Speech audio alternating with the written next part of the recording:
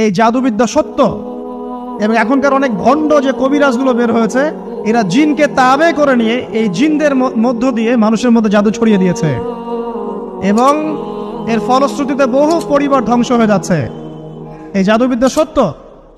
আরো একটা জিনিস সত্য, নবী সাল্লাল্লাহু আলাইহি ওয়াসাল্লাম বলেছেন ইন্না আইনাল হক, চোখের নজর সত্য। নবী করিম সাল্লাল্লাহু আলাইহি ওয়াসাল্লাম বলেছেন চোখের বদনজর সত্য। এই যে আমরা বলি ফেসবুকে এত বেশি ছবি দিয়েন না ভাই, ছবি তুলেন না, বারবার যে বলি নিষেধ করি, কারণ কি জানেন? একটাই কারণ, বিকজ চোখ লাগাটা সত্য।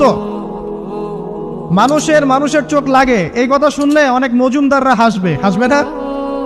কথা বুঝতে পারেন নাই?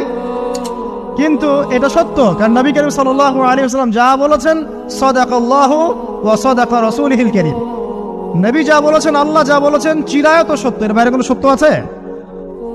আচ্ছা দেখেন, আমি বললাম যে জাদুবিদ্যা সত্য।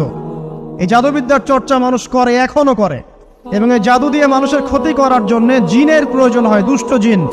এই জিনগুলোকে মানুষ তাবে করে মানুষের ক্ষতি করার চেষ্টা করে। দেখবেন এখন গ্রামে গঞ্জে শহরে সব জায়গায় ছড়িয়ে পড়েছে না?